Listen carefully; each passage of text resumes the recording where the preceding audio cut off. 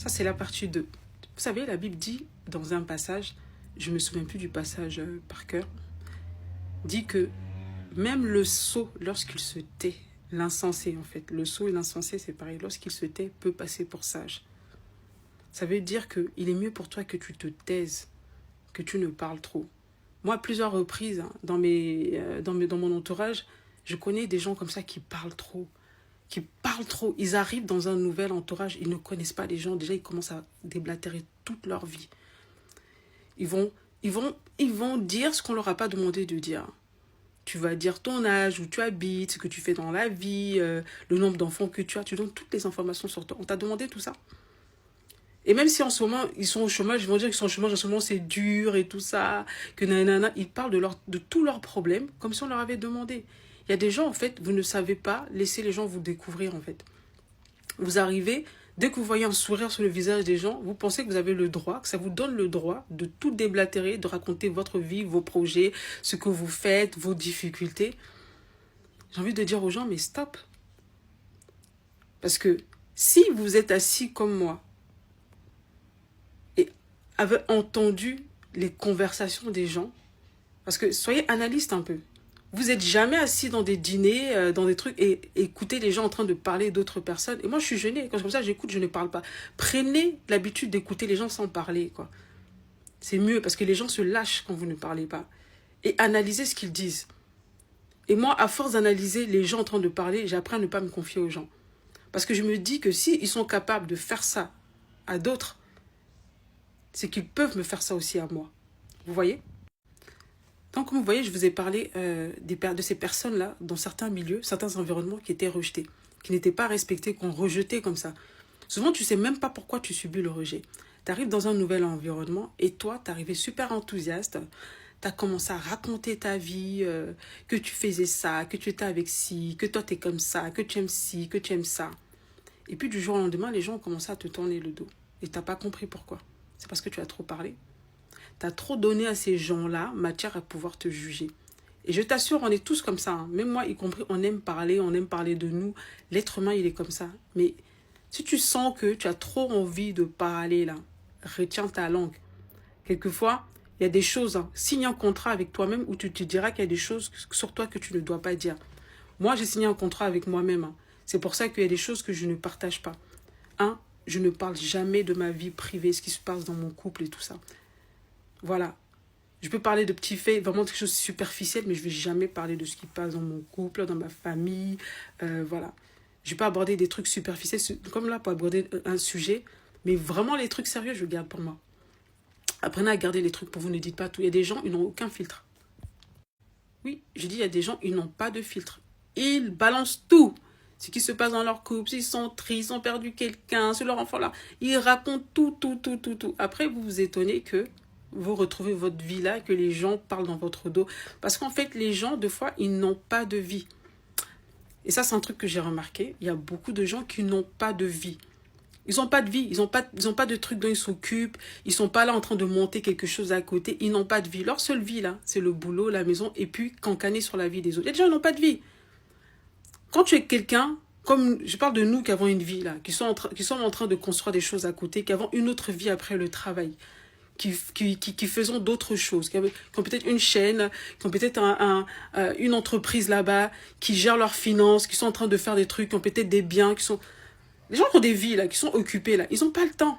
Tu vois, ils n'ont pas le temps à aller chercher sur la vie de tel ou de s'asseoir pour parler de la vie de tel. Mais je vous assure qu'il y a beaucoup de gens qui n'ont pas de vie. Hein. Non, il y a beaucoup de gens qui n'ont pas de vie. Et leur seul plaisir de la journée, c'est de s'asseoir et de déblatérer sur la vie des autres. Et si vous venez leur servir sur un plateau, vos vies, ne vous étonnez pas qu'ils vous bouffent après. Parce que je vous expliquais dans la première vidéo que la psychologie humaine, faut que tu apprennes à la connaître. L'être humain, il est ce qu'il est. L'être humain, il est faible d'esprit, il est faible. Il est vraiment faible dans sa chair. Ça veut dire que l'être humain, tu lui donnes à manger, il va te sauter dessus comme un porc. Il va te bouffer. Et après, il culpabilise. Et c'est parce qu'il culpabilise, en fait, c'est pour ça qu'il vous rejette. Toi, tu n'as absolument rien fait à cette personne à qui tu t'es confié et t'as parlé de choses que tu ne devais pas dire. Tu vois, tu n'as absolument rien fait à cette personne. Tu ne l'as pas offensé, tu ne l'as jamais fait de mal. Mais comme cette personne-là, qui n'a pas de vie, et qui aime déblatérer sur la vie des autres. Elle a pris les propos que tu lui as dit pour jouer son intéressante. Partir en parler à d'autres.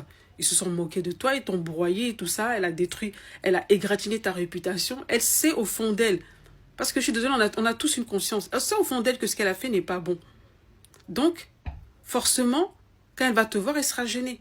Et les gens avec qui elle a parlé, elle les a contaminés, eux aussi seront gênés. Donc, forcément, ces gens-là, ils vont prendre des distances avec toi. C'est pour ça que beaucoup de gens, vous êtes rejetés partout où vous allez, parce que vous n'avez pas appris aux gens à vous respecter. Vous savez, il est toujours mieux que les gens vous mettent de côté parce qu'ils n'arrivent pas à vous cerner. Parce que vous êtes mystérieux pour eux. Il est mieux d'avoir votre respect avec les gens. Que les gens n'arrivent pas à vous cerner, mais qu'ils vous respectent. Parce que vous savez vous tenir. Que vous êtes quelqu'un qui ne sait pas du tout se tenir, quoi. Que les gens sachent quasiment tout sur vous et qu'ils utilisent pour vous humilier, en fait.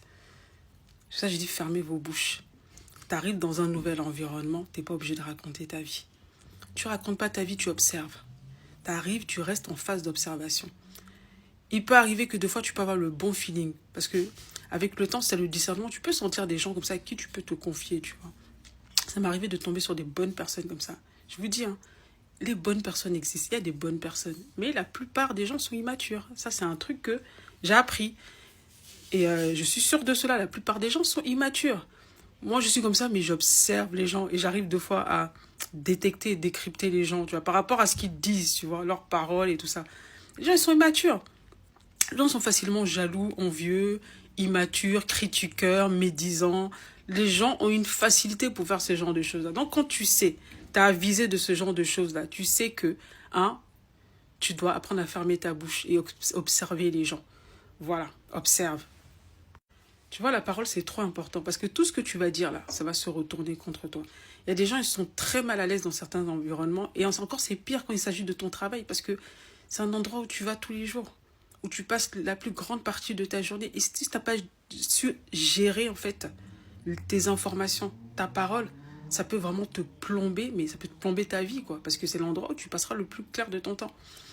Donc, quand tu arrives dans un nouvel environnement, que ce soit dans le travail ou chez ta belle famille, moi, j'ai commis des erreurs qu'aujourd'hui, je ne commettrai plus. Après, être quelqu'un de discret. Je t'assure une chose, c'est que la discrétion, ça crée le respect. Les gens respectent plus ce qu'ils n'arrivent pas à appréhender que ce qu'on leur donne comme ça, on leur jette comme ça en pâture.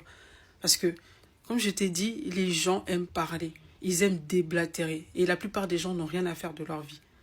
Alors s'il peut déblatérer sur toi, s'il peut te malaxer avec leur bouche, ils vont le faire. Et après, le problème, c'est qu'une fois qu'ils t'ont broyé avec leur bouche, avec leur langue, là, c'est ça la psychologie humaine, c'est qu'après, ils ont des remords. Et au lieu de s'en prendre à eux-mêmes et de regretter d'avoir fait ça, ils préféreront s'en prendre à toi. Ils préféreront s'éloigner de toi parce qu'ils ont honte. Ah oui, c'est une honte naturelle en fait. Oui, c'est tout à fait naturel, tu vois. Quand tu sais que tu n'as pas bien agi avec quelqu'un, quand tu sais que tu n'étais pas bien comporté avec quelqu'un, eh ben tu vas essayer d'éviter cette personne. Regarde les gens qui doivent de l'argent aux gens, ils les évitent. De la même façon, cette personne, elle sait qu'elle te doit quelque chose. Elle a péché contre toi. Donc, elle va t'éviter. Et les gens qu'elle a contaminés, là, et qu'elle a aussi endettés à ton égard. Parce que parler des gens, médire sur les gens, c'est une forme de dette spirituelle, en fait. Et ils ont conscience de cette dette spirituelle. C'est pour ça qu'ils vous évitent. C'est pour ça que toi, dans ton travail, tu n'es pas respecté et les gens te mettent à part. Parce que tu n'as pas su imposer le respect. Voilà. Quelquefois, c'est mieux qu'on dise de toi que tu es hautaine ou orgueilleuse, que les gens se foutent de ta gueule parce que toi, tu pensais que tu étais en face de tes potes, quoi, et que tu as déballé, tu as raconté ta vie. Fais très attention. La parole, c'est très important. Quand tu sauras gérer ta parole, là, tu sauras avoir du charisme. Parce que le charisme aussi passe par la parole. Moi, il y a des gens, franchement, ils avaient des maux de tête parce que moi, je ne parlais pas de ma vie. J'étais de mon côté. Il y a des gens comme ça, ils aiment dominer les gens. Les gens qui aiment dominer les autres, là, ils veulent tout savoir des autres parce qu'ils ont le désir de te dominer. Continue de fermer ta bouche devant ce genre de personnes-là. Parce que c'est par ton silence que tu vas préserver le respect, tu vois. Voilà, garde le silence. C'est la deuxième partie, mais je pense qu'on va encore continuer sur le sujet de la parole. J'ai tellement à dire. Je vous ai dit que on va discipliner cette parole-là.